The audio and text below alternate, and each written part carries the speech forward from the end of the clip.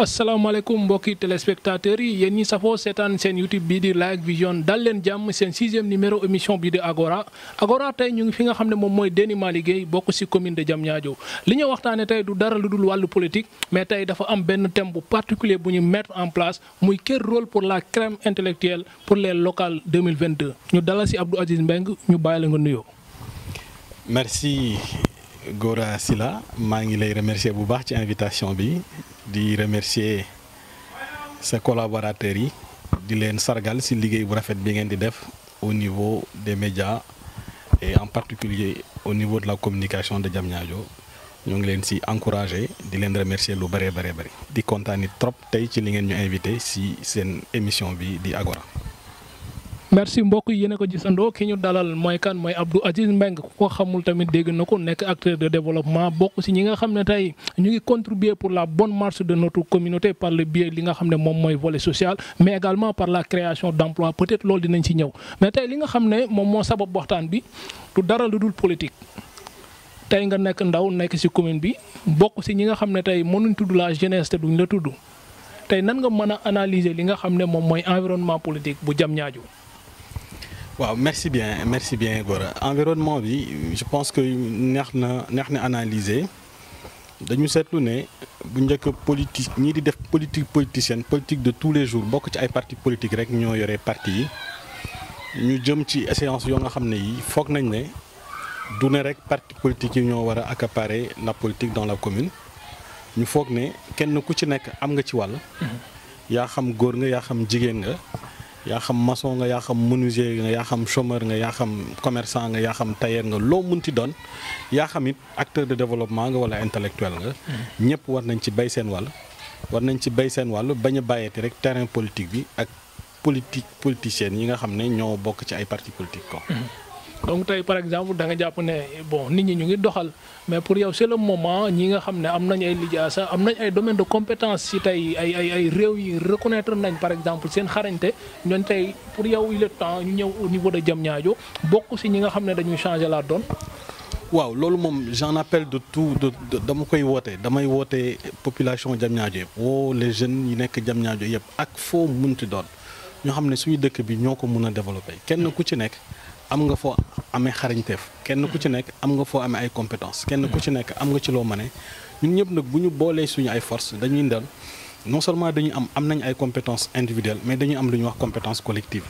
donc loolu dafay am solo trop pour ñu mën a développer suñu dëkk bi Diamniadio bi nga xam ne tey ñëpp fi bëgg dëkk Diamniadio bi nga xam ne tey Sénégal amul ku dëkk Sénégal ku xamul turu Diamniadio donc Diamniadio fi mu toll ci tur tolloogu fa ci koom tolloogu fa ci développement tolloogu fa ci infrastructure ma jàpp ne ñun ñëpp war nañ ci taxaw bokk ndey bokk baay liggéey pour l'intérêt suprême de Diamniadio kese nag l'intérêt suprême de Diamniadio pas intérêt nit wala intérêt groupe de personnes mais intérêt suprême bu Diamniadio donc pour cela crème bi nga ñuy tuddee la crème intellectuelle war nañ ci dugal seen loxo ba mu sas nag sax donc loolu moo waral ñu si mel ni man ñu dugg ne parce que nee na ñu nekk ci langue politique bi ne serait-ce pour que Diamniadio mun a kenn ku ci nekk bu nga indee li nga moom rek je pense que dinañ mun a génn Diamniadio ci li mu nekk léegi fi nga daanale fi la ñuy commencé waat muy yow nga nekk intellectuel donc peut-être am nga si loo jàpp lu nga xam ne tey bu la neexoon nga may a def la politique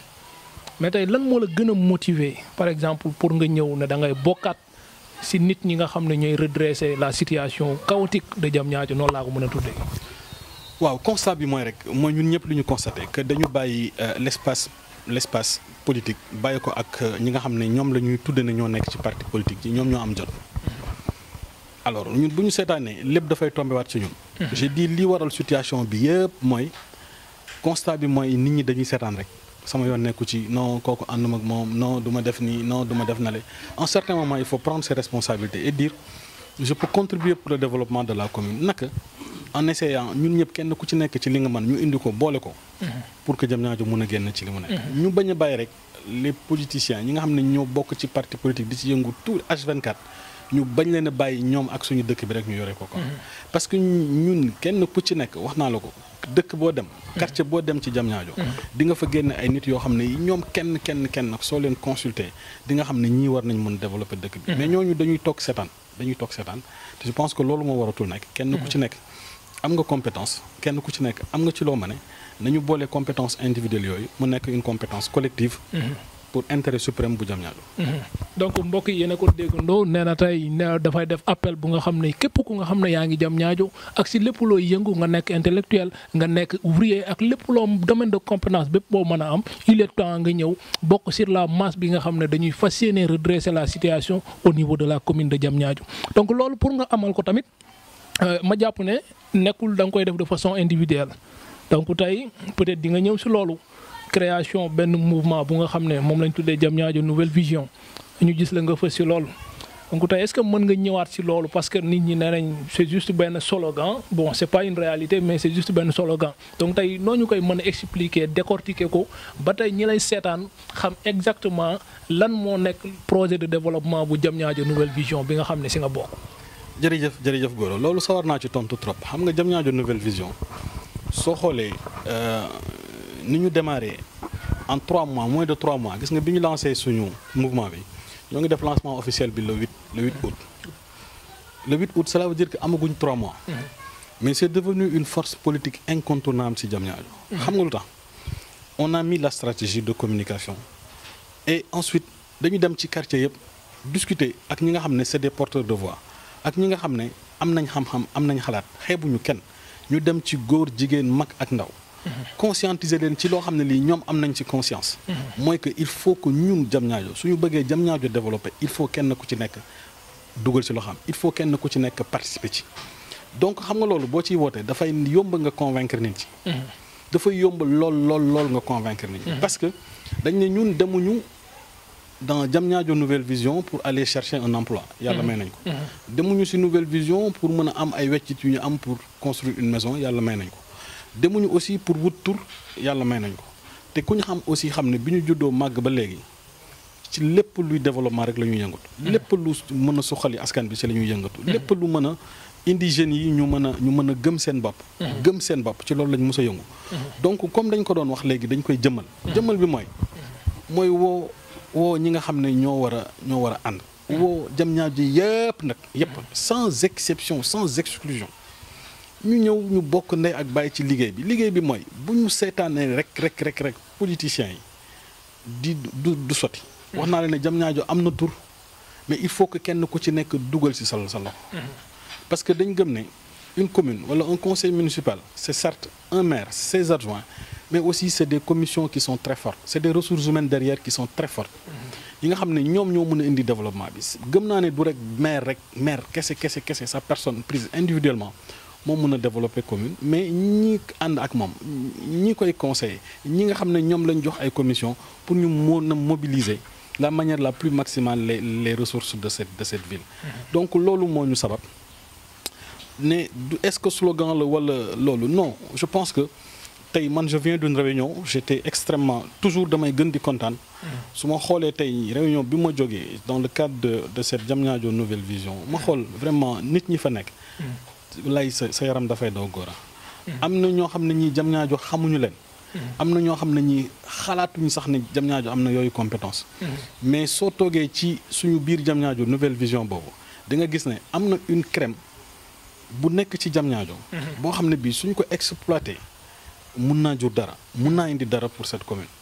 donc nekkul slogan rek loo xam ne lii dañ koy continuer pour que. les cadres de Diamniadio les jeunes de Diamniadio puissent avoir des promotions individuelles parce que gëm naa ne promotion individuelle yooyu moo mën a indi des promotions collectives moo mën a indi développement local tey jii Diamniadio am na ay nit yoo xam ne yi Gora war nañ mun nekk ministre war nañ mun nekk président conseil d'administration war nañ mun nekk directeur général mun nañ nekk ay ambassadeurs et cetera mais soo xoolee loolu yëpp amul parce que bokkuñu ndey bokkuñu waay parce que tout simplement créé ñu cadre boobu ñu mën a créer mën a indi promotion de ces jeunes là. et Dieu seul sait ku ci mel ni man li may wax toujours réunion je le dis je le répète. je ne cherche rien du tout. li ma soxla rek mooy que cadre boobu am cadre de concertation boobu am. li ma soxla mooy jeunes yooyu mun a wala jeunes yi ak adultes yooyu en tout cas mun a trouver benn terrain d'entente mun na trouver benn cadre boo xam ne bii dinañ ci mun di échanger pour l'intérêt exclusif de Diamniadio. donc loolu mooy Diamniadio Nouvelle Vision. wax naa la matagul 3 mois mais fa dëgg yàlla macha allah. ok donc je pense que ne loolu leer na muy Diamniadio Nouvelle Vision benn mouvement politique bu ñu mettre en place nga xam ne bon li ñu leen di tooñee les cadres mais en tout cas quoi qu'on puisse dire li nga expliquer leer na exclure benn nit donc couche sociale yëpp ñoom ñu ngi si donc tey dañuy gën a xuusaat si waxtaan bi parce que tey mouvement bu am tamit dina am ku jiite. donc tey peut-être ñu si bëri il demande la question pourquoi le choix de votre coordonnateur muy papa Ousseynou Sow donc peut-être am na yu nga xam ne day baax tamit nga leeral ko ñu comprendre lan moo tax ngeen porter choix am si moom pas pour si Abdou Aziz ou bien pas si Baldé lan moo tax le choix de Ousseynou Sow. waaw maa ngi lay remercier ci question boobu parce que luy revenir très souvent la. xam nga dañ ne ñun suñu bëggee réussir suñu mouvement suñu bëggee réussir li ñuy def. dañuy jël yenn yi teel ko évacuer. mooy lii di tas toujours mbooloo kan mooy jiite. ñun ñu xool comme ni nga waxee Diamniadio Nouvelle Vision am na ay nit yu bari yoo xam ne war nañ mun jiite. mais it ñu xool suñu petit frère muy Pape Ousseynou Sow mu nekk un cadre compétent. mu nekk un cadre boo xam ne bi il est dans la crème de l'administration sénégalaise. nekk inspecteur principal des impôts. donc am ay légitimité yu bari. légitimité parce que fii la dëkk. légitimité intellectuelle parce que am na niveau bi nee naa la moo ngi génnee ci crème sénégalaise école crème sénégalaise. légitimité waat parce que tout simplement ku bëgg dëkk bi la. ku yàgg sonal ci dëkk bi la. ku discret la ci li muy def. Diamniadio dafa sooxe trop. muy wàllum foncier muy wàllum finance. Diamniadio du ma ne mënuñu ko waaye sooxe na. nu ñuy mobiliser les ressources financières. de la commune pour mu mën a jariñ commune bi. xam nga suñu ne budget Diamniadio 3 milliards 600 la. wala mu tolli ko. mais nañ la mu wax ñaata lan mooy taux de recouvrement bi suñ la ko waxoon rek nga dar sa nopp. cela veut dire que ne manqué na. ay mécanismes yu mën a mobiliser ces ressources financières là ñu gëm ne suñu candidat ak ñi mu àndal am nañu compétence bu rëy pour indi solution. ci wàllu suufu Diamniadio. parce que loolu ñoom ci crème sénégalaise bi di lijjanti loolu foofu la soxe ko. mu amit beneen compétence wax naa ko ci wàllum finance. parce que soo nekkee inspecteur principal des impôts. de surcroît aussi ñu joxaat le service boo xam ne bii yaa koy gérer. te li ngay gérer noonu loolu lu muy def lu dul auditer finance yi contrôler gauche droite. kooku am na moom ci boppam rek am na compétence individuelle. bu mënee indee solution ci problème yi nga xam ne moom la Diamniadio am principalement yanaa nag plusieurs autres mais dama gëm ne ñaar yooyu yu ci am solo la. ok donc question boobu tamit bon ni nga ko leeralee am na solo trop. waaye tamit bon li xaw lañ di si bopp nit ñi lan moo tax demu leen ngeen ranger aussi ñi ngeen fi fekk parce que fekk ngeen fay formation politique lan moo tax ngeen préféré ngeen beru toog seen ruxu expliquer ñi nga xam ne mooy les anciens lan moo tax loolu. waaw Gora c'est une très bonne question mais xam nga bi ñu jëlee intention wala jël bokk après ce constat là. ne ñi nga xam ne ñoom la ñuy tuddee en tout cas ñi nga xam ne les personnes ressources. j'aime pas trop le mot cadre plus ou moins mais bon voilà. en tout cas cadre gars yi ñoo leen koy tooñee. personne ressources. et puis on l'accepte on est des cadres parce que là on travaille aussi on est des cadres te am nañu responsabilité yoo xam ne yi mun nañu jox cadre donc amuñu boobu complexe aussi de le revendiquer. c'est une évidence absolue. mais li may wax daal mooy. am na solo pourquoi arrangé wu ñu ci derrière politicien. xam nga dañu def diagnostic ñu toog waxtaan ne ñun war nañu dugal suñu loxo ci politique. pour ñu def ko nañ dem waxtaan ak population ñu def ay tournées yu bëree bëri wër quartier yëpp waxtaan ak ñoom. mais quartier yi li ñuy wax dañuy li ngeen di développer am na solo te ay ndaw ngeen. mais ñun mun nañ ko def fépp ba mu des cadre yi nga xam ne wala cadre politique yi fi liñ fi fekk c'est-à-dire que.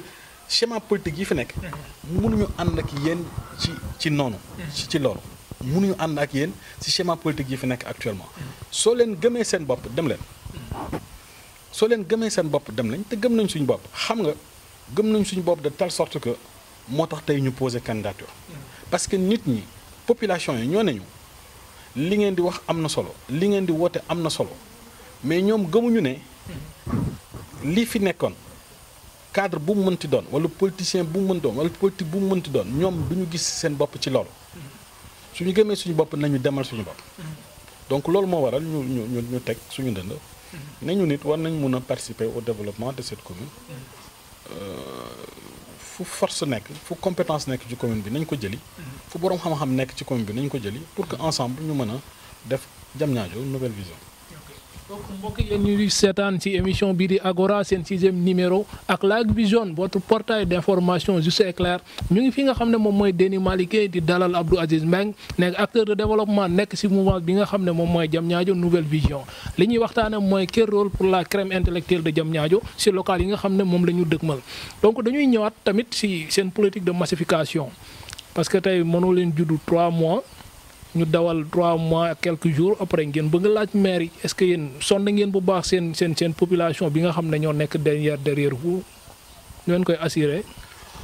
waaw comme je dis rek on part de nos idées et de notre franchise. xam nga nit am na ñoo xam ne ñi neex nañu convaincre lool. parce que soo leen waxee li nga xam ne loolu nga bëgg. loolu nga yéene commune bi. te mu leer ne en contrepartie séntu woo ci dara kooku dafay neex a convaincre.